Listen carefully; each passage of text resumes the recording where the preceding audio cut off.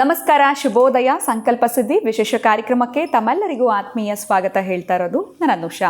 ಜೀವನದಲ್ಲಿ ಅನೇಕ ರೀತಿಯಾಗಿರುವಂತಹ ಸಮಸ್ಯೆಗಳು, ತೊಂದರೆಗಳು, ಕಷ್ಟಗಳು, ವಿವಾಹಕ್ಕೆ ಪ್ರಯತ್ನ ಪಡ್ತಾ ಇದ್ದೀವಿ, ವಿಳಂಬ ಆಗ್ತಾ ಇದೆ, ಆರೋಗ್ಯದಲ್ಲಿ ಏರುಪೇರಿನ ಸಮಸ್ಯೆಗಳು, ಬಿಸ್ನೆಸ್ ಲಾಸ್, ಮನೆಯಲ್ಲಿ ಒಂದು ರೀತಿಯಾಗಿರುವಂತಹ ಅಶಾಂತಿಯ ವಾತಾವರಣ ಇದೆ. ಇವೆಲ್ಲದರಿಂದ ಕೂಡ ನೀವು ಶೀಘ್ರವಾಗಿ ಹೊರಗಡೆ ಬರಬೇಕು ಅಂತಂದರೆ ಇವತ್ತೇ ನೀವು ಅಕ್ಷಯ ವೃಕ್ಷವನ್ನು ಬರ್ಮಾಡ್ಕೊಳ್ಬಹುದು. ಇದರ ಬಗ್ಗೆ ನಿಮಗೆ ಹೆಚ್ಚಿನ ಮಾಹಿತಿ ಬೇಕಿದ್ದಲ್ಲಿ ಸ್ಕ್ರೀನ್ ಮೇಲೆ ನಿಮಗೆ ಸಂಖ್ಯೆಗಳು ಬರ್ತಾ ಇದೆ, ಕರೆ ಮಾಡಿ ಮಾಹಿತಿಯನ್ನು ಪಡೆದುಕೊಳ್ಬಹುದು. ಇನ್ನು ಕಾರ್ಯಕ್ರಮದಲ್ಲಿ ನಮ್ಮ ಜೊತೆಲಿದ್ದಾರೆ ಸ್ಪಿರಿಚುವಲ್ ಗುರು ಡಾಕ್ಟರ್ ವಿಷ್ಣುದತ್ತ ಗುರೂಜಿಯವರು. ಗುರುಗಳನ್ನ ಇವತ್ತಿನ ಕಾರ್ಯಕ್ರಮಕ್ಕೆ ಬರ್ಮಾಡ್ಕೊಳ್ಳೋಣ. ನಮಸ್ತೆ ಗುರುಗಳೇ, ಕಾರ್ಯಕ್ರಮಕ್ಕೆ ಭಕ್ತಿಯ ಸ್ವಾಗತ. ಒಳ್ಳೆದಾಗ್ಲಿ ಅಮ್ಮ. ಇನ್ನು ನಾಳೆ ಬಹಳನೇ ವಿಶೇಷವಾಗಿರುವಂಥ ದಿನ, ವಿಶೇಷದಲ್ಲಿ ವಿಶೇಷ ಅಂತ ಹೇಳ್ಬೋದು. ಯಾಕಂದರೆ ನಾಳೆ ತಮ್ಮ ಹುಟ್ಟುಹಬ್ಬ. ಮೊದಲನೇದಾಗಿ ವೀಕ್ಷಕರ ಪರವಾಗಿ ತಮಗೆ ಹುಟ್ಟುಹಬ್ಬದ ಶುಭಾಶಯಗಳು ಮುಂಚಿತವಾಗಿ ತಿಳಿಸ್ತಾ ಇದ್ದೀನಿ. ಅದರ ಜೊತೆಯಲ್ಲಿ ಗುರು ಪೌರ್ಣಿಮೆ ಇದೆ, ಇದರ ಒಂದು ಆಚರಣೆ ಹೇಗಿರಬೇಕಾಗತ್ತೆ, ಇದ್ರ ಬಗ್ಗೆ ಇವತ್ತಿನ ವಿಡಿಯೋನಲ್ಲಿ ತಿಳಿಸ್ಕೊಡಿ.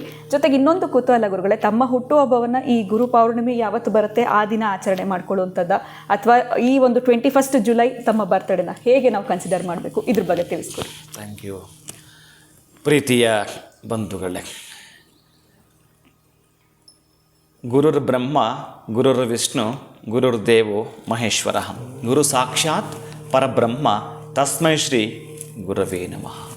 ಗುರವೇ ಸರ್ವಲೋಕಾನಾಂ ವಿಸಜೆ ಭವರೋಗಿಣಾಂ ನಿಧಯೇ ಸರ್ವವಿದ್ಯಾನಾಂ ಶ್ರೀ ದಕ್ಷಿಣಾಮೂರ್ತಯೇ ನಮಃ ಅಂತ ಗುರು ವೇದವಾಣಿ ಏನು ಹೇಳಿತ್ತು, ಅಂತಹ ದಾಸವರೆಣ್ಯರ ಮಾತುಗಳೆಲ್ಲವೂ ಕೂಡ ವೇದವಾಣಿಯಾಗೆ ಪ್ರಚುರಪಡಿಸ್ತಕ್ಕಂಥ ಈ ಶಕ್ತಿ. ಈಗ ನೀವೊಂದು ಕೇಳಿದರೆ ನಿಮ್ಮ ಬಗ್ಗೆ ಕೂಡ ಹಾಗೆ ಏನು ಅಂತಂದರೆ, ಬಹುಶಃ ಡೇಟ್ ಪ್ರಕಾರ ಯಾವುದೇ ಕಾರಣಕ್ಕೂ ಮೊದಲನ್ನು ಕೂಡ ಆಚರಣೆ ಮಾಡಿಲ್ಲ. ನಮ್ಮ ತಾಯಿನ ಕೇಳಿದಾಗ ಅವರು ಹೇಳಿದ್ದು ಪೌರ್ಣಮಿ ಅಂತ. ಅವರಿಗೆ ಗುರು ಪೌರ್ಣಮಿನ ಮತ್ತೊಂದಂತ ಗೊತ್ತಿಲ್ಲ. ಬಟ್ ನಾನು ಹುಟ್ಟಿರ್ತಕ್ಕಂಥ ಆ ವಿಕ್ರಮನಾಮ ಸಂವತ್ಸರ, ಆ ವಿಕ್ರಮನಾಮ ಸಂವತ್ಸರದಲ್ಲಿ ಆ ಪೌರ್ಣಮಿ ಹುಟ್ಟಿದಾಗ ಇದ್ದದ್ದು ಗುರು ಪೌರ್ಣಿಮೆ ಆಗಿತ್ತು. ಅದಕ್ಕಾಗಿ ಡೇಟನ್ನು ನಾನಲ್ಲಿ ತೆಗೆದುಕೊಳ್ಳೋದಿಲ್ಲ. ಅಂತಹದ್ದು ಪೌರ್ಣಮಿ, ಪ್ರತಿ ಪೌರ್ಣಮಿಗೆ ಈ ಒಂದು ಆಚರಣೆ ನಾವೇನು ಮಾಡ್ತಿದ್ವಿ ಅಂತಂದರೆ, ಗೋವುಗಳಿಗೆ ಸೇವೆಯನ್ನು ಮಾಡ್ತಕ್ಕಂತಹದ್ದು, ಎಲ್ಲಿ ವೃದ್ಧರು ಎಲ್ಲಿ ಅನಾಥರು ಇರ್ತಾರೋ ಅವತ್ತು ಹಣ್ಣು ಹಂಪಲನ್ನು ಹಂಚತಕ್ಕಂತಹದ್ದು. ಒಟ್ಟಾರೆಯಾಗಿ ಅವತ್ತು ಸ್ವಲ್ಪ ಹೆಚ್ಚಿಗೆ ನಾನು ಪ್ರಾಣಿ ಪಕ್ಷಿಗಳ ಜೊತೆ ಮಾಡ್ತೀನಿ. ನಾನು ಕೂಡ ಒಂದು ಪ್ರಾಣಿ, ಅದಕ್ಕಾಗಿ ನಾನು ಆ ಪ್ರಾಣಿಗಳ ಜೊತೆ ಇರಲಿಕ್ಕೆ ಇಷ್ಟಪಡ್ತಕ್ಕಂಥದ್ದು. ಅಷ್ಟು ಬಿಟ್ಟರೆ ಬೇರೆ ಎಂತ ಗೊತ್ತಿಲ್ಲ. ಇನ್ನು ಬಲಗೈಯಲ್ಲಿ ಮಾಡೋದು ಎಡಗೈ ಗೊತ್ತಾಗಬಾರ್ದು ಅನ್ನೋ ವಿಧಾನ ತಿಳಿಸೋದಾದರೆ, ಅದು ಒಂದು ಎಲ್ಲೆಲ್ಲ ಸರ್ಕಾರಿ ಶಾಲೆಗಳಿರ್ತಾವೋ ಅಲ್ಲಿ ಹೋಗಿ ಆ ಮಕ್ಕಳಿಗೆ, ಅಂದರೆ ಬಿಸಜೆ ಭವರೋಗಿಣಾಂ ಅಂದರೆ ನಮಗೆ ಬಂದಿರತಕ್ಕಂತಹದ್ದು ಎಂತಹದ್ದು ವ್ಯಾಧಿ ರೂಪದಲ್ಲಿ ಬಂದಿರ್ತಾವೋ ಆ ಮಕ್ಕಳಿಗೆಲ್ಲ ಕೂಡ ಅಂತಹದ್ದು ಔಷಧೋಪಚಾರವನ್ನು ಮಾಡ್ತಕ್ಕಂಥದ್ದು ಪ್ರತಿ ತಿಂಗಳು ನಮ್ಮ ಸಂಸ್ಥೆಯಿಂದ ಮಾಡಿಕೊಂಡು ಬರ್ತಾ ಇರ್ತಕ್ಕಂಥದ್ದಾದರೆ, ಅಲ್ಲಿ ಏನು ಬಹುಶಃ ನಾನು ಭಾಗಿಯಾಗಬೇಕಾಗಿಲ್ಲ, ಅದು ನೋಡ್ಕೊಳ್ತಿರ್ತಾರೆ ಕೂಡ. ಆದರೆ ನಾನು ಸ್ವಲ್ಪ ಹೆಚ್ಚಿಗೆ ಈ ಪ್ರಾಣಿ ಪಕ್ಷಿಗಳ ಒಡನಾಟ, ಸ್ವಲ್ಪ ಹಸುಗಳು, ವೃದ್ಧರು, ಅನಾಥರ ಮಧ್ಯೆ ಇದ್ದು ಅಭ್ಯಾಸ. ಹಾಗಾಗಿ ಅದರ ಬಗ್ಗೆ ಹೆಚ್ಚಿಗೆ ಪ್ರಸ್ತಾಪ ಇಲ್ಲ. ನನ್ನ ತಾಯಿ ಕೇಳಿದಾಗ ಅವತ್ತು ಪೌರ್ಣಮಿ ಅಂತ ಹೇಳಿದ್ದು ನಿಜ. ಇನ್ನದು ಗುರು ಪೌರ್ಣಿಮೆ ಆಗಿತ್ತು. ಇನ್ನೊಂದು ವಿಶೇಷ ಅಂತಂದರೆ, ನಾನು ಕೆಲವು ಗುರುಗಳ ಬಳಿ ಇದ್ದಾಗ ನನಗೆ ಸಿಕ್ಕಿದ್ದು ಕೂಡ ಅಂಥದ್ದೇ. ನನ್ನ ಗುರುಗಳೊಬ್ಬರು ಬಹಳ ವಿಶ್ವಾಸದಿಂದ ಅತಿಯಾಗಿ ಒಡನಾಟ ಇದ್ದು ಹೇಗಿರುತ್ತೆ ಅಂತಂದರೆ, ಅಲ್ಲಿ ಗುರು ಶಿಷ್ಯರ ಪರಂಪರೆ ಆಗಿರಲಿಲ್ಲ, ತಂದೆ ಮಗನ ಬಾಂಧವ್ಯ ಇತ್ತು. ಅಷ್ಟು ಪ್ರಶ್ನೆಗಳನ್ನು ಪದೇ ಪದೇ ಪದೇ ಕೇಳ್ತಿದ್ದೆ. ಅವರು ಎಂಥ ಟೆನ್ಷನ್ ಇದ್ದರೂ ಕೂಡ ನನ್ನನ್ನು ಸಮಾಧಾನದಿಂದ ಉತ್ತರ ಕೊಡ್ತಾಯಿದ್ರು. ನಾನು ಬಹುಶಃ ಆ ಸಂದರ್ಭಕ್ಕೆ ಕಾಯ್ತಾ ಇದ್ದೆ. ಅವರು ಟೆನ್ಷನ್ ಇದ್ದಾಗಲೇ ಪ್ರಶ್ನೆ ಮಾಡೋಕ್ಕೆ ಹೇಳ್ತಾ ಇದ್ದೆ, ನೋಡೋಣ ಇವರು ನನ್ನ ಬೈತಾರೆ ಹೇಗೆ ಅಂತ. ಅಷ್ಟು ಅದ್ಭುತವಾಗಿ ನನಗೆ ಪಾಠ ಹೇಳಿಕೊಟ್ಟವರು ಕೃಷ್ಣಮೂರ್ತಿ ಮಾಮ ಅಂತೇಳಿ ಕೂಡ. ಅವರು ಹುಟ್ಟಿದ್ದು ಕೂಡ ಗುರು ಪೌರ್ಣಮಿನೇ ನನಗೆ ಸಿಕ್ಕಿದ್ದು. ಆಮೇಲೆ ಕೇಶವಾಚಾರ್ಯ ಮಾಮ ಅಂಥೇಳಿ ಅವರು ವೈಕುಂಠ ಏಕಾದಶಿ. ಇನ್ನೊಬ್ಬ ಗುರುಗಳು ಬಹಳ ವಿಶೇಷ, ಅವರು ಗೋಕುಲಾಷ್ಟಮಿ ಹುಟ್ಟಿದ್ದು. ಹೀಗೆ ಪರಂಪರೆ ತೆಗೆದು ನೋಡಿದ್ರೆ ಅವ್ರನ್ನ ನಾನು ಸುಮ್ಮನೆ ಇರಲ್ಲ, ಎಂಥದ್ದೋ ಚೆಕ್ ಮಾಡ್ತಾನೆ ಇರ್ತೀನಿ ಇವರು ಹೇಗೆ ಅಂತೇಳಿ. ಅಂಥ ವಿಶೇಷ ದಿನಗಳಲ್ಲೇ ನನಗೆ ಸಿಗಬೇಕಾ ಅಂದರೆ ನನ್ನ ಭಾಗ್ಯ ದೊಡ್ಡದು. ಇವರೆಲ್ಲ ಸಿಕ್ಕಿದ್ದು ನಿಮ್ಮ ಭಾಗ್ಯ ದೊಡ್ಡದು, ನಮ್ಮ ಭಾಗ್ಯ ದೊಡ್ಡದು, ಸಮ್ಮತಿಯಿಂದ ನಾವು ಸಾಟಿ ಮಾಡಿ ನೋಡ್ತಕ್ಕಂಥ ಸುದಿನ ಅಂತ ನಾನು ಆಗಾಗ ಹೇಳ್ತಿರ್ತೀನಿ. ಅಂತಹ ನನ್ನ ಬದುಕಿಗೆ ದೈವಿಕ ಪುರುಷರೆಲ್ಲರೂ ಕೂಡ ನನಗೆ ಬ್ಲೆಸ್ ಮಾಡಿರ್ತಕ್ಕಂತಹ ಗುರುಗಳಲ್ಲಿ ಪ್ರಧಾನವಾಗಿ ಒಬ್ಬರು, ನೀನು ಏನೋ ಒಂದು ಆಗ್ತೀಯಾ ಅಂತ ತುಂಬ ಕೋಪವಾಗಿ ಖಾರವಾಗಿ ಅಂತಿದ್ರು. ಏನೋ ಒಂದು ಆಗ್ತೀನಿ ಏನಂತ. ಆವತ್ತಿನಿಂದ ಇವತ್ತಿನ ತನಕ ನಾನು ಹಾಗೇ ಇದ್ದೀನಿ, ಏನೂ ಗೊತ್ತಿಲ್ಲ. ಬಹುಶಃ ಈಗ ಆ ಗುರುಗಳಿಲ್ಲ. ನಾನು ಪ್ರತಿನಿತ್ಯ ಆ ನೈವೇದ್ಯ ಮಾಡೋಕ್ಕೆ ಸ್ಮರಣೆ ಮಾಡ್ಕೊಳ್ತೀನಿ. ಆ ಗುರುಗಳು ಯಾವ ರೂಪದಲ್ಲಿದ್ದಾರೋ ಆ ರೂಪಕ್ಕೆ ಇದು ಟ್ರಾನ್ಸ್ಫರ್ ಆಗಲಿ ಅಂತೇಳಿ ನಾನೊಂದು ಸಂಕಲ್ಪ ಮಾಡ್ಕೊಳ್ತೀನಿ. ಹಾಗೆ ಇನ್ನು ಇದನ್ನು ಹೊರತುಪಡಿಸಿ ಈ ಗುರು ಪರಂಪರ ಬಗ್ಗೆ ಹೇಳೋದಾದರೆ, ಗುರುವೇ ಸರ್ವಲೋಕಾನಾಮ ಅಂತ ಹೇಳಿದ್ದಾನೆ. ಸರ್ವಲೋಕಕ್ಕೂ ಕೂಡ ಗುರುಗಳೇ ನಿಮಗೆ ಎಲ್ಲದರಲ್ಲೂ ಕೂಡ ದೀಕ್ಷೆಯನ್ನು ಕೊಡತಕ್ಕಂತಹದ್ದು, ನಿಮ್ಮ ಬದುಕಿಗೆ ಬೆಳಕಾಗ್ತಕ್ಕಂಥದ್ದು, ನಿಮ್ಮ ಜೀವನಕ್ಕೆ ಒಂದು ಪ್ರಧಾನ ಪಾತ್ರ ವಹಿಸೋದು ಗುರುಗಳೇ ಇಲ್ಲಿ. ಹಾಗಾಗಿ ಏನು ಹೇಳ್ತಾನೆ ಅಂತಂದರೆ, ನಿಮ್ಮ ಗುರುಗಳು ಯಾರಿರ್ತಾರೋ ಅವರುಗಳಿಗೆ ಎಷ್ಟು ಸಾಧ್ಯವೋ ಅಷ್ಟು ಸೇವೆಯನ್ನು ಮಾಡ್ತಕ್ಕಂಥದ್ದು. ಅದು ಯಾವುದೇ ಗುರು ಪರಂಪರೆ ಆಗಿರಲಿ, ಅಲ್ಲಿ ಹೋಗ್ತಕ್ಕಂತಹದ್ದನ್ನು ಮಾಡಿಕೊಳ್ತೀರಿ. ಅದಕ್ಕೆ ನಾನು ಗುರುಗಳ ಬಗ್ಗೆ ಒಂದು ಮೆಸೇಜನ್ನು ನಾನು ಹೇಳಿರ್ತೀನಿ. ಮತ್ತು ಈ ಸಂದರ್ಭದಲ್ಲಿ ಅದನ್ನು ನಾನು ಮತ್ತೆ ಹೇಳಬೇಕಾಗತ್ತೆ.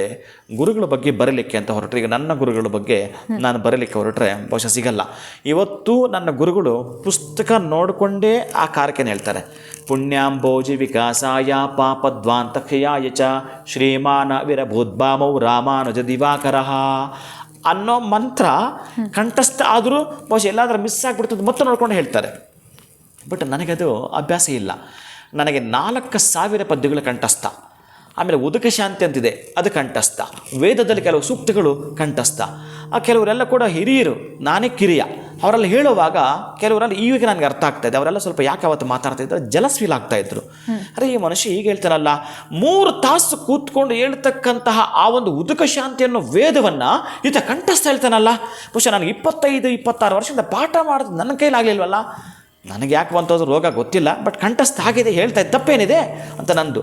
ಅದು ನನ್ನ ಗುರುಗಳೊಬ್ಬರು ಮಾತ್ರ, ನೀನು ಸರಸ್ವತಿ ನಿನಗೆಲ್ಲ ತುಂಬ ಚೆನ್ನಾಗಿ ಒಲಿದ್ದಾಳೆ ಕಣಪ್ಪ, ನೀನು ಯಾವಾಗಲೂ ಕೂಡ ಇನ್ನಷ್ಟು ಜನಕ್ಕೆ ದಾರಿದೀಪವಾಗಬೇಕು ಅಂತೇಳಿ ನನ್ನ ಗುರುಗಳು ಒಬ್ಬರು, ಅದರಲ್ಲಿ ಕೃಷ್ಣಮಾಚಾರ್ಯ ಮಾಮ ಅಂತೇಳಿ ಆಶೀರ್ವಚನವನ್ನು ಮಾಡಿದವರು, ಖುಷಿ ಪಡ್ತಿದ್ದವರು.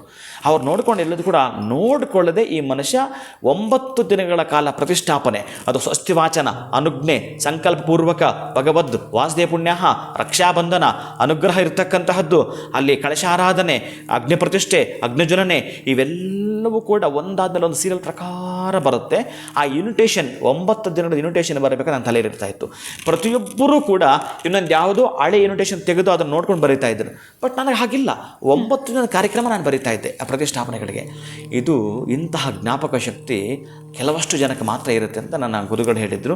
ಅಂತಹ ಜ್ಞಾಪಕ ಶಕ್ತಿ ವೃದ್ಧಿ ಆಗುತ್ತೆ ಈ ಒಂದು ಗುರು ಪೌರ್ಣಿಮೆಯಂದು ಏನಾದರೂ ಸೇವೆ ಮಾಡಿದರೆ, ಸರ್ವಿಸ್ ಮಾಡಿದರೆ. ಆಮೇಲೆ ನಾವು ವಿಲಿವಿಲಂತ ಒದ್ದಾಟ ಮಾಡ್ತಾ ಇರ್ತೀವಲ್ಲ, ಅಂತಹ ದಟ್ಟ ದಾದ್ರಿಗಳು ತೊಲಗೋಗ್ತಾವಂತೆ ಈ ಒಂದು ಗುರು ಪೌರ್ಣಿಮೆಯಂದು ಏನಾದರೂ ಸೇವೆ ಮಾಡಿದರೆ. ಅದು ಎಂಥ ಸೇವೆ ಹೇಳ್ತಾನೆ ಗೊತ್ತಾ?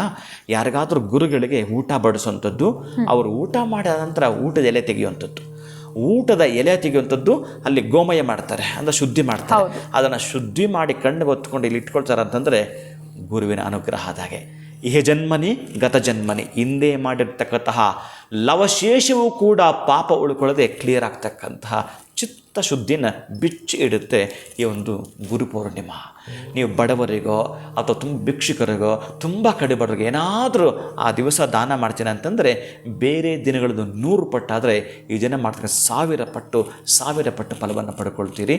ಗುರುಗಳಿಗೆ ಸೇವೆಯನ್ನು ಮಾಡ್ತಕ್ಕಂತಹದ್ದು ಏನಾದರೂ ಸರಿಯೇ ಮಾಡುತ್ತಾ ಬನ್ನಿ. ಅದಕ್ಕೆ ಈ ಭೂಮಿಯನ್ನು ನಾವು ಹೇಗೆ ಪ್ಯಾಡಾಗಿ ಇಟ್ಕೊಳ್ತೀವಿ, ಎಕ್ಸಾಮ್ ಬರೀಬೇಕಾದ್ರೆ ಆಕಾಶವನ್ನು ಪೇಪರ್ ಹಾಳೆಯಾಗಿ ಬಳಸ್ಕೊಳ್ತಾ, ಮೇರು ಪರ್ವತವನ್ನು ಪೆನ್ನಾಗಿ ಬಳಸ್ಕೊಳ್ತಾ, ಸಮುದ್ರದ ಆ ಒಂದು ನೀರು ಶಾಯಿ ಇಂಕಾಗಿ ಬಳಸ್ಕೊಳ್ತಾ ಗುರುಗಳ ಬಗ್ಗೆ ಬರಲಿಕ್ಕೆ ಪ್ರಾರಂಭಿಸ್ತಕ್ಕಂಥದ್ದು. ನನ್ನ ಗುರುಗಳು ಹೀಗೆ, ವೇದವ್ಯಾಸ ವಿರಚಿತ, ಸಾಮಗಾನ ಶುಶ್ರುತಿ, ಸಕಲ ವಿದ್ಯಾ ಗಣಪತಿ, ಪ್ರಥಮ ಪೂಜೆಗೆ ಅಧಿಪತಿ ಅಂತಹದ್ದು ಗಣಪತಿ ಪ್ರಾರ್ಥನೆಯೊಂದಿಗೆ ಪ್ರಾರಂಭಿಸಿದರೆ, ನೀವು ಗುರುಗಳ ಬಗ್ಗೆ ಬರಿತಾ ನಿನ್ನ ಗುರುಗಳ ಮಹಿಮೆಯನ್ನು ಕೊಂಡಾಡಲಿಕ್ಕೆ ಪ್ರಾರಂಭಿಸಿದರೆ ಬಹುಶಃ ಯಾವ ಪದಗಳು ಕೂಡ ಎಷ್ಟು ಅಂತಂದರೆ ಕೊನೆಗೊಳ್ತಾನೇ ಇಲ್ಲ. ಯಾವ ಪದಗಳಲ್ಲೂ ಕೂಡ ಕೊನೆ ಕಾಣ್ತಾ ಇಲ್ಲ. ಅಷ್ಟು ದೊಡ್ಡದಾಗಿರ್ತಕ್ಕಂಥ ಆಕಾಶವನ್ನು ಹಾಳೆ ಮುಗಿದೋಗಿದೆ.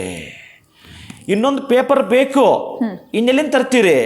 ಆಕಾಶನ ದೊಡ್ಡ ಹಾಳೆನೇ ಮುಗಿದೋಗಿದೆ. ಅಷ್ಟು ದೊಡ್ಡದಾಗಿರ್ತಕ್ಕಂತಹ ಮೇರು ಪರ್ವತದ ಪೆನ್ನಿನ ನಿಬ್ಬು ಸವಿದು ಹೋಗಿದೆ. ಯಾವತ್ತೂ ಕೂಡ ಬತ್ತೋದೇ ಇಲ್ಲ. ಆ ಇಂಕು ಶಾಯಿ ಅಂತ ಬಳಸ್ಕೊಂಡ್ರೆ ನೀವೇನು ಬರುತ್ತೆ ಸಮುದ್ರದ ನೀರು, ಅಂತ ಸಮುದ್ರದ ನೀರು ಕೂಡ ಬತ್ತು ಹೋಗ್ತಾ ಇದೆ. ಇನ್ನೂ ಬರೆಯುವುದಿದೆ ಗುರುಗಳ ಮಹಿಮೆ. ಅದಕ್ಕಾಗಿ ನಿಮಗೆ ಸಂಬಂಧಪಟ್ಟ ಗುರುಗಳ ಮಹಿಮೆಯನ್ನು ನೀವೆಷ್ಟು ಕೊಂಡಾಡಿದ್ರೂ ಕಡಿಮೆನೆ. ಯಾಕಂದರೆ ಧನವೂ ನಿಮಗೆ ಶುಭವೂ, ಕಲ್ಯಾಣವೂ, ಮಂಗಳವೂ, ವೃದ್ಧಿಯೂ, ಅಭಿವೃದ್ಧಿಯೂ, ಸಮೃದ್ಧಿಯೂ, ಜ್ಞಾನವೂ, ವಿಜ್ಞಾನವೂ, ಸುಜ್ಞಾನವೂ, ದೇಶ ಆದೇಶ ಸಂದೇಶ ನಿಮಗೆ ಕೊಡ್ತಕ್ಕಂತಹದ್ದೇ ಭಗವಂತನ ಮತ್ತೊಂದು ಸ್ವರೂಪವೇ ಗುರುವಾಗಿರ್ತಾನಂತೆ. ಅಂತಹ ಗುರುಗಳ ಸೇವೆಯನ್ನು ಈ ದಿವಸ ಮಾಡಿಯಪ್ಪ.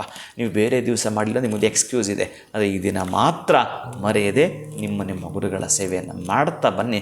ಅತ್ಯಂತ ನೀವು ಏನು ನಿರೀಕ್ಷೆ ಇಟ್ಕೊಂಡಿರ್ತೀರೋ ಅಂತಹ ಫಲವನ್ನೇ ಈ ದಿವಸ ನೀವು ಕಾಣ್ತೀರಿ. ಖಂಡಿತ ಗುರುಗಳೇ, ನಾಳೆ ಇರುವಂಥದ್ದು ಮುಂಚಿತವಾಗೇ ತಿಳಿಸ್ಕೊಟ್ಟಿದ್ದೀರಾ. ನಾಳೆಯ ಒಂದು ಗುರು ಪೌರ್ಣಿಮೆ ಆಚರಣೆ ಹೇಗಿರಬೇಕು ಅಂತ ತುಂಬ ಉತ್ತಮವಾಗಿರುವಂಥ ಮಾಹಿತಿನ ತಿಳಿಸ್ಕೊಟ್ರಿ. ಮತ್ತೊಮ್ಮೆ ತಮಗೆ ಮುಂಚಿತವಾಗಿ ಹುಟ್ಟುಹಬ್ಬದ ಶುಭಾಶಯಗಳನ್ನ ತಿಳಿಸ್ತೀನಿ. ಬಹಳನೇ ಧನ್ಯವಾದಗಳು. ನಮಸ್ಕಾರ ಗುರುಗಳು. ಹರೇ ಶ್ರೀನಿವಾಸ. ಅದ್ಭುತವಾಗಿರುವಂಥ ವಿಚಾರವನ್ನು ಗುರುಗಳು ತಿಳಿಸ್ಕೊಟ್ರು. ಇನ್ನು ಬಹಳನೇ ವಿಶೇಷ ಅಂತಂದರೆ ನಾಳೆ ಗುರುಗಳ ಒಂದು ಹುಟ್ಟುಹಬ್ಬ ಅಂತಲೇ ಹೇಳ್ಬೋದು. ಜೊತೆಯಲ್ಲಿ ಗುರು ಪೌರ್ಣಿಮೆಯ ಆಚರಣೆಯನ್ನು ನಾವು ಯಾವ ರೀತಿ ಮಾಡಬೇಕು ಅಂತ ಸರಳ ರೀತಿಯಲ್ಲಿ ಗುರುಗಳು ತಿಳಿಸ್ಕೊಟ್ಟಿದ್ದಾರೆ. ಇವತ್ತಿನ ವಿಡಿಯೋ ತಮ್ಮೆಲ್ಲರಿಗೂ ಇಷ್ಟ ಆಗಿದೆ ಅಂತ ಭಾವಿಸ್ತೀನಿ. ಜೊತೆಗೆ ನವಶಕ್ತಿ ಪೀಠಂನ ಪ್ರತಿಯೊಂದು ಅಪ್ಡೇಟ್ಸ್ ಕೂಡ ನೀವು ತಿಳ್ಕೊಳ್ಬೇಕು ಅಂತಂದರೆ ಡಿಸ್ಕ್ರಿಪ್ಷನಲ್ಲಿ ನಿಮಗೆ ಲಿಂಕ್ ಬರ್ತಾ ಇದೆ. ಅದನ್ನು ಕ್ಲಿಕ್ ಮಾಡಿದ್ರೆ ನೀವು ವಾಟ್ಸಪ್ ಗ್ರೂಪ್ನಲ್ಲಿ ಜಾಯ್ನ್ ಆಗ್ಬೋದು ಅಂತ ಹೇಳ್ತಾ ಇವತ್ತಿನ ವಿಡಿಯೋನ ಮುಗಿಸುವಂಥ ಸಮಯ ಆಗಿದೆ. ನಮಸ್ಕಾರ.